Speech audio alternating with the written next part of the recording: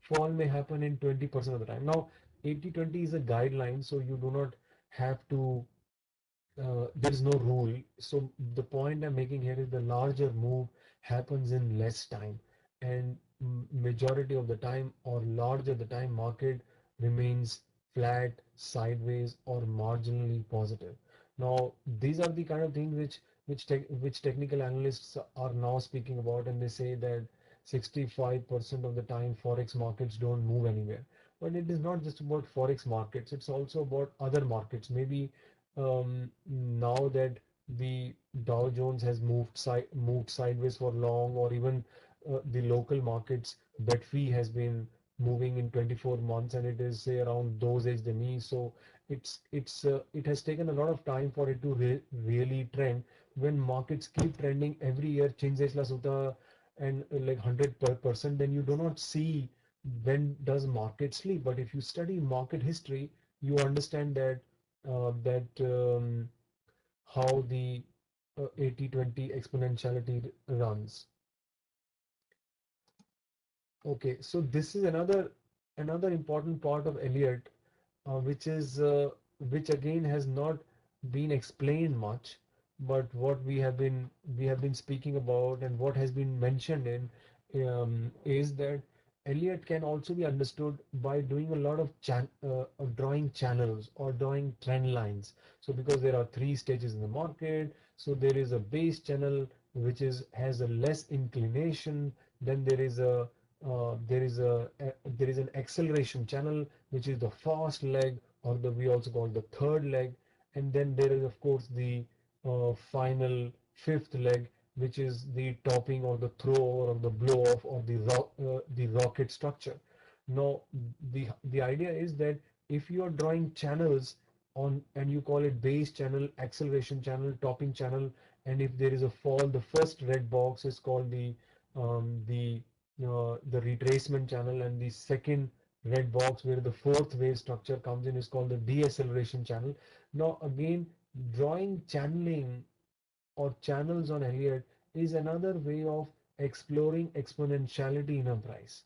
So what are we doing? We are trying to draw the structure to see when is the steepest part of the curve, and when is the steep part of the curve, and when is the normal part of the curve. So when we draw on Elliott wave structure, first and second wave structure makes base channel, the third wave makes an acceleration channel, and then the final steep channel. So this channeling is a very essential tool to understand Elliott. If you draw these various channels, you can understand when the formation is starting and when the formation is getting over.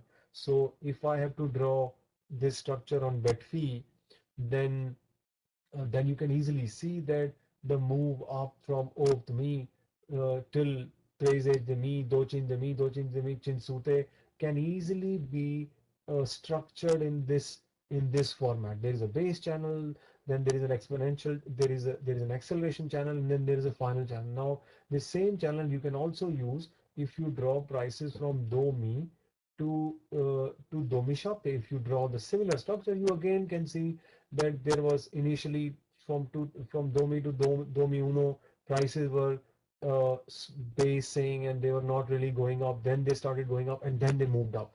The same structure on channels is what I'm speaking in simple prices. So this is a simple price structure. If I have to understand it, I can draw channels on it to see the three stages of the market. Okay, so then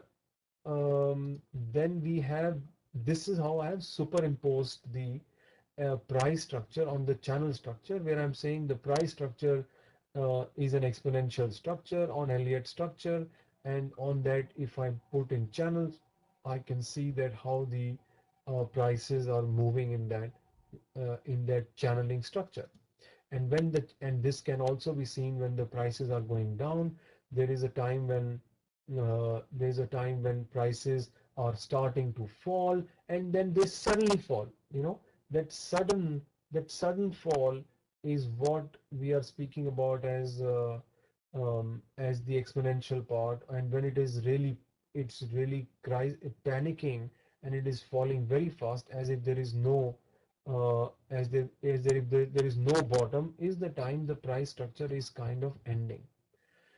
These are some examples where we have carried older cases, and this is on euro dollar, which said that okay, there is a five-legged structure, and if the five-legged structure gets over, then the first then you can use Fibonacci targets to establish where the retracement can happen. After a legs, there is generally a retracement. If the retracement goes beyond 61.8%, then in that case the trend has changed.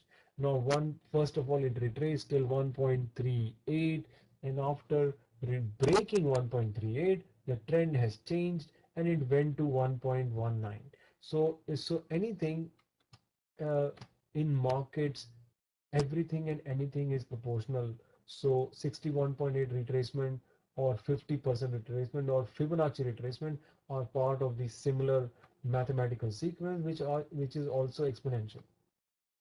Now, these are some other examples where we have highlighted that there is a price structure that seems over, and if the price structure seems over, there was two price structures we drew here. One was a price structure going up, and then there was a price structure coming from the fifth wave top at 1.5 plus levels, at where it started to come down, and then after it came down, it started to go up. Now, if it doesn't really retrace, or if it doesn't really go to above 61.8% or 50% of the previous leg, then the trend, the symmetry of the market is still pointing lower.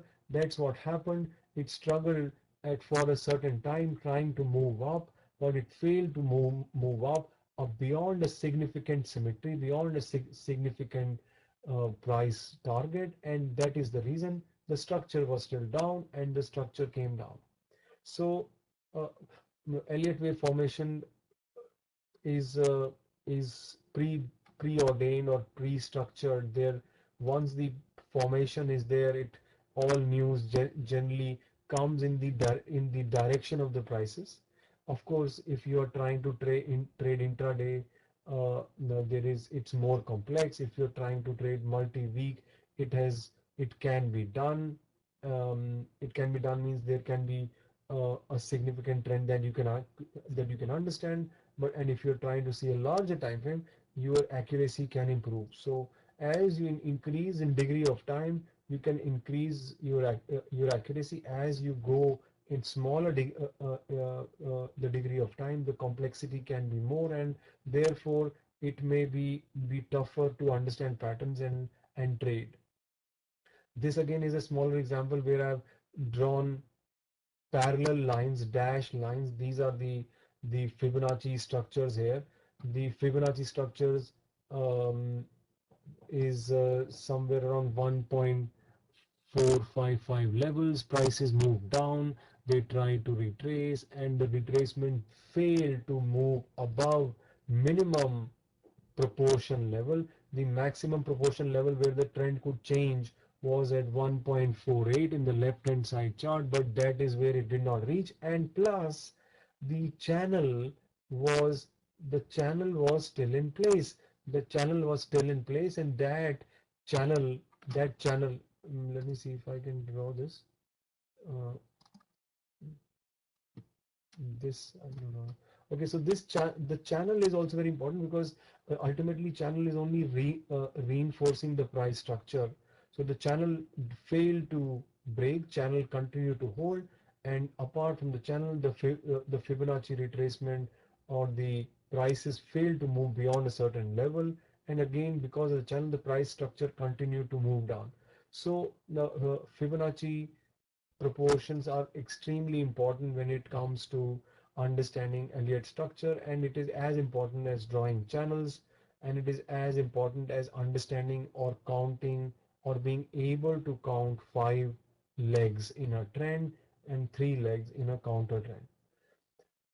The difference between a trend and a counter trend is that trend moves in a five structure, counter trend moves in a three-wave structure. Five-wave structure is a five-legged structure. three-way structure is a three-leg structure.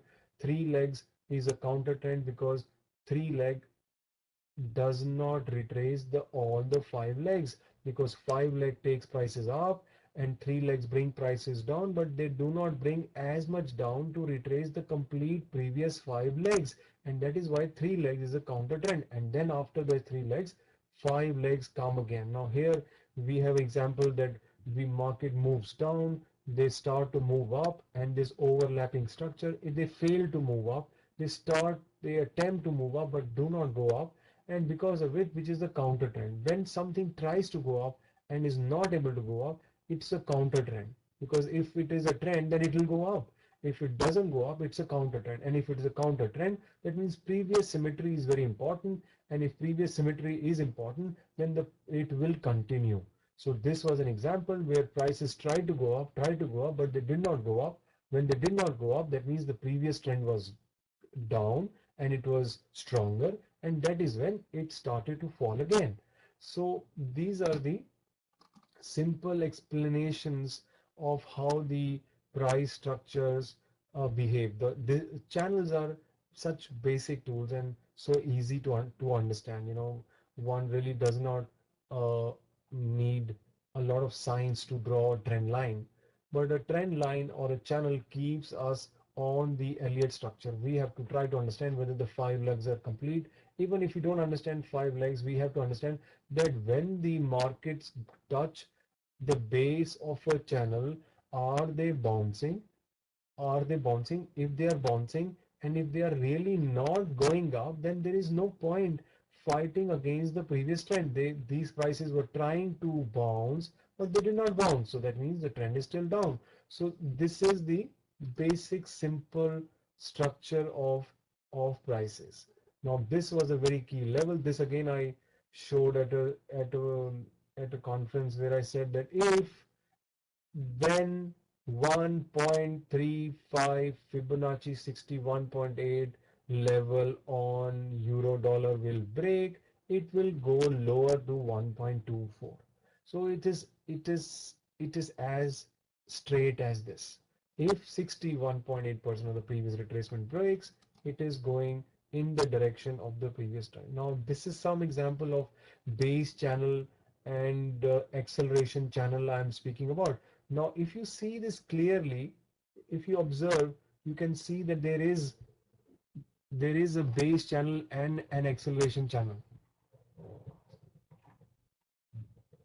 This base channel is the one where it is going, not making much change.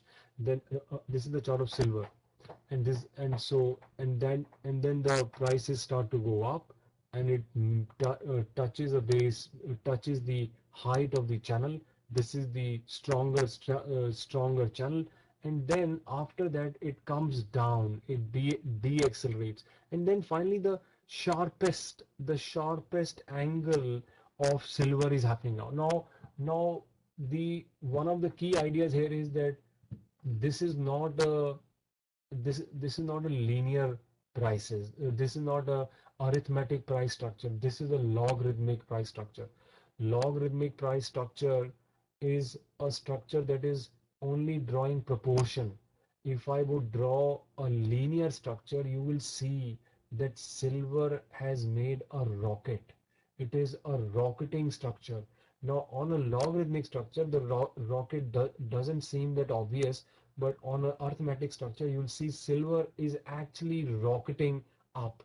And this rocket is the one which tells us that there is a possibility that silver could crash. Now, because everybody is talking about that the end of the credit growth, and the banks are in problem. But again, see, when everybody already knows that banks are in problem, maybe that's the best time to buy the banks. We carried an update today that why some of the local banks may be the best value opportunities, and they may be the best outperforming chances, and they are the real they could add real portfolio value. Now the reason we are saying this is because ultimately there is a sentiment outlook also, and there are other cycle structures that we study, which I'll just illustrate in some time.